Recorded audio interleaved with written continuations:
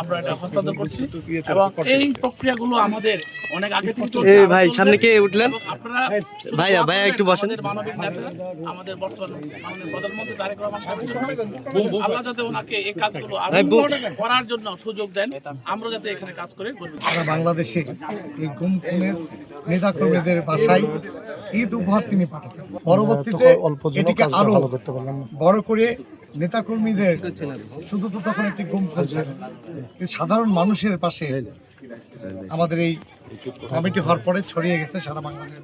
তার পরিকল্পনায় আমরা এখানে এসেছি। আর বেগমের ওনার যে ভাইরাল ভিডিওটি সেটা মাননীয় প্রধানমন্ত্রী ঈদের আগে দেখেছেন এবং আমাদের বলেছিল ঈদের আগে আসতে, কিন্তু ঈদের আগে আমরা আসতে পারি নাই। আর ঈদের পরে আমরা সরাসরি আমাদের আপনাদের জেলা প্রশাসক লিটন ভাইকে বলি, ওনার সহায়তায় আমরা আজকে এখানে এসেছি এবং ওনার পরিকল্পনা সম্পন্ন হচ্ছে। আসলে আমরা কাজ করি মূলত মাননীয় প্রধানমন্ত্রীর যে মানবিক কাজগুলো সেগুলো আমরা মূলত সারা বাংলাদেশে কাজ করার চেষ্টা করি এই সংগঠনের মাধ্যমে। আগামীতে আমরা এই অসহায় পরিবার যারা আছে তাদের পাশে দাঁড়াবো।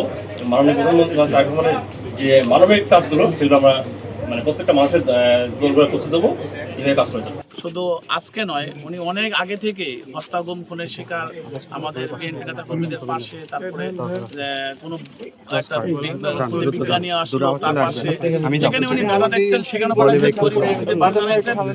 তারপর 24-এর আন্দোলনের পর যারা শহীদ হয়েছেন তাদের পাশে দাঁড়িয়েছেন আমরা বিএনপি পরিবার নিয়ে, এবং আমরা বিএনপি পরিবারের যাত্রার আগে উনি ব্যক্তিগতভাবেও সহায়তা করেছেন, কিন্তু কখনো আলো দেখেনি ফোকাসটা, উনি কখনো মিডিয়াতে ফোকাস করতে চাননি।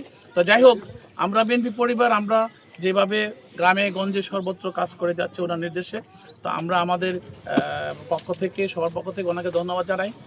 উনি প্রধানমন্ত্রী নির্দেশ দিতেন এবং আমরা রুমন ভাইয়ের নেতৃত্বে আমরা কিন্তু আমাদের একটা ছোট টিম আছে যারা আছে সারা বাংলাদেশে আমরা ছুটি বেড়াতাম। ঠিক একইভাবে যখন আমরা এই আমরা বিএনপি পরিবার যখন অফিসিয়ালি করা হয়েছে এবং অফিসিয়ালি যখন কাজ করার সুযোগ পেয়েছি আমরা, তখন এই ছেলেগুলো কিন্তু কাজ করতে সারা বাংলাদেশে, এবং তারাই আবার এই নতুন কমিটি হয়েছে, কমিটির মাধ্যমে আমরা এই কাজটা আমরা বৃহৎ পরিসরে করার চেষ্টা করেছি।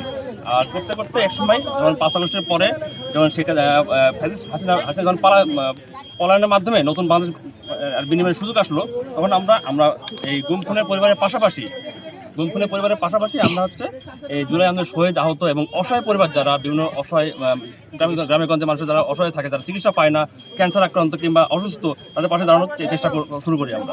আর তার প্রেক্ষিতে আমরা এই শুধু রাজশাহীতে আপনাদের অনেক একটা গ্রাম অঞ্চল বলা যায়, একটা আশ্রয় কেন্দ্র টাইপের, এখানে এই তুলি বেগমের খবরটা প্রধানমন্ত্রী পেয়েছেন এবং উনি কিন্তু পেয়েছেন, আমরা পাই না। কিন্তু উনি এমন একটা মানবিক নেতা, উনি সব দেখেন, ঠিক আছে, দেখে কোথায় কি অসুস্থ হয়েছে কিংবা কারো অসহায় পরিবার আছে, তাদের নির্দেশ দেন আমাদের এই টিমকে গিয়ে যেন আমরা পাশে দাঁড়াই।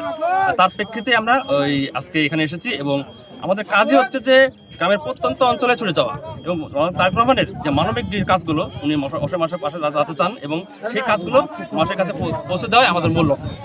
আর ভবিষ্যতে আমরা এই কাজগুলো করে যাবো এবং আমরা ভবিষ্যতে হয়তো আরও বৃহৎ পরিসরে যেন আরও প্রত্যন্ত অঞ্চলে যেতে পারি এবং মাননীয় প্রধানমন্ত্রী তারেক রহমানের মানবিক যে দিকগুলো সেগুলো আমাদের মানুষের মাঝে পৌঁছে দেবো, এটা আমাদের মূল লক্ষ্য।